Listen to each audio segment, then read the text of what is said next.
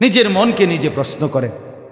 আল্লাহ নবী সাল্লাল্লাহু আলাইহি ওয়াসাল্লাম বলছেন, ইস্তাফতি কলবা, নবীর হাদিস, আমার উম্মত তুমি তোমার অন্তরকে প্রশ্ন করো, তোমার অন্তরকে তুমি জিজ্ঞাসা করো, তোমার দিল কি বলে, তোমার দিল কি বলে, তোমার অন্তর কি বলে, দিলকে বলো। তুমি তোমার দিলকে প্রশ্ন করো, ইস্তাফতি কলবাক, তোমার অন্তরকে বলো তোমার দিল কি বলে। আজ এখান থেকে যদি তুমি হাসরের মাঠে দাঁড়াও, তোমার পরিণতি কি হইতে পারে? গত 1 ঘন্টা আগে যিনি বিড়ি সিগারেট খাইছেন, এখনো সেই বিড়ির দুর্গন্ধ আপনার মুখে আছে। ধরে নেন এই মুহূর্তে আপনি হাসরের মাঠে দাঁড়াইছেন। আমার বাপ, আপনি নবী সাল্লাল্লাহু আলাইহি ওয়াসাল্লামের সামনে সুপারিশের জন্য কেমনে যাবেন? এই বাপ, আপনি বলেন না, কেমনে যাবেন? কিভাবে হাউজে কাউসারের পানির জন্য আপনি যাবেন কিভাবে?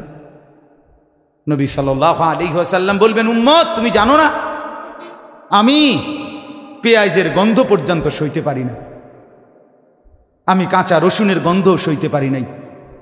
আমি নিষেধ করছি আমার উম্মত, আমার সাহাবীদেরকে পর্যন্ত কাঁচা পেঁয়াজ কাঁচা রসুন খেয়ে মসজিদে আইসো না, ফেরেশতা কষ্ট পায়, আল্লাহর বান্দা কষ্ট পায়। তুমি কি সেটা শোনো নাই? কেমনে তুমি এই দুর্গন্ধযুক্ত এই মুখ নিয়া আল্লাহর নবীর সামনে দাঁড়াবেন? বলেন, ইনসাফের সাথে বলেন। ভাবেন বাপ, এরকম একটা একটা করে ভাবেন। আজকের সারা দিনে যে কয়জন ভাই আপনারা 1 ওয়াক্ত নামাজ পড়লেন না, ফজর, জোহর, আসর, মাগরিব, এশা, এখন রাতের 11টার উপরে বাজে।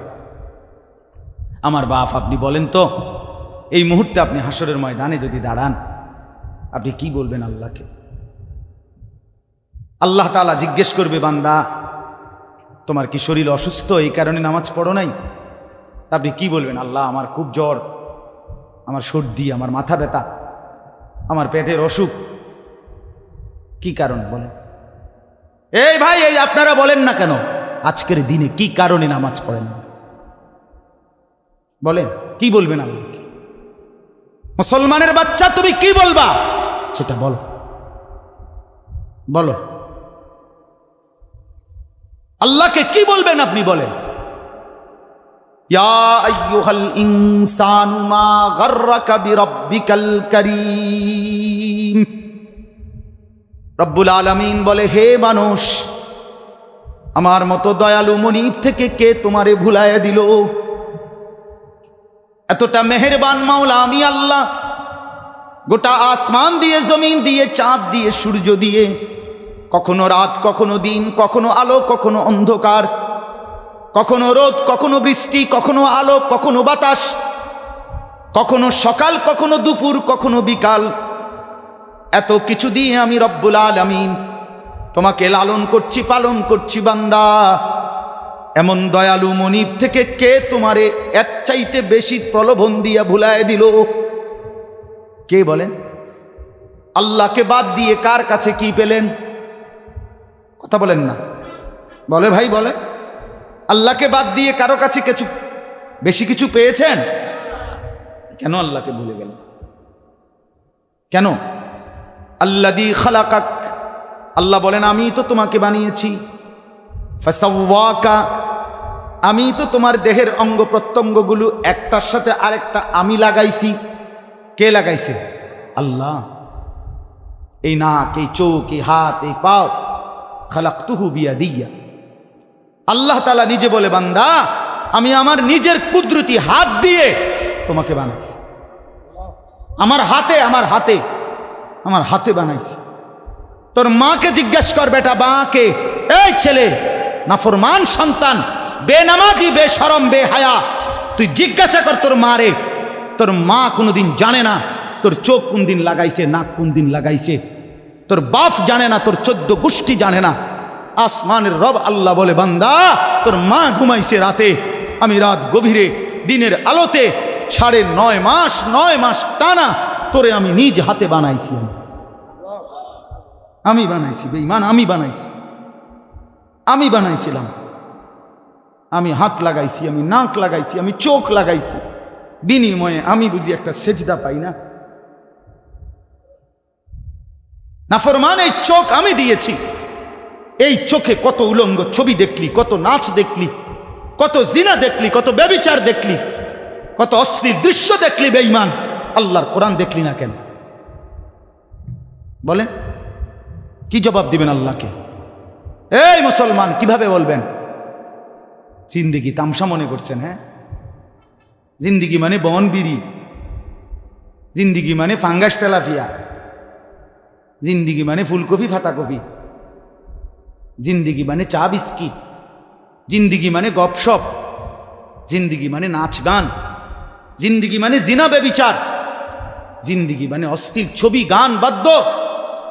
এই তো জীবন? এ তো জানোয়ারের জীবন, এ তো হাইওয়ানের জীবন, এ তো কুত্তার জীবন। রাস্তার ওই কুকুরও তো বেটা খায়, ঘুমায়, পেশাব পায়খানা করে। তো তোমার জীবনও যদি শুধু খানা, ঘুম আর পেশাব পায়খানা হয়, মেরে মোহতারাম, আমার ভাই, আমার বাপ, আমার বন্ধু, রাস্তার ওই কুকুরের সাথে তোমার পার্থক্য কি? তুমি দাঁড়াইয়া বলো, ভিডিও করুক, তুমি কও, বুঝাইয়া কও। বেনামাজিরা বলো, বেহায়ারা বলো, ওই জানোয়ারের সাথে তফাৎ কি? কথা বলেন, বলো না ভাই। এজন্য আপনি বলবেন হয়তো, হুজুর আইয়া বইছি বালার লাগিয়া লেগেনি আমগো রেডি করলেন। ভাই তুমি আসছো দেখেই বলছি। আল্লাহ আনাইছেন, আল্লাহই বসাইছেন। আল্লাহ যেন চেয়েছেন বান্দা দেখ না আমার কথা শুনে জিন্দিগিটা বদলানো যায় কিনা, এই জন্য আল্লাহ আনছে, আল্লাহই বসাইছে। নিজের উপরে কদর করেন, সারা পৃথিবীর কোনো উপকার না করলেও নিজের ক্ষতি করেন।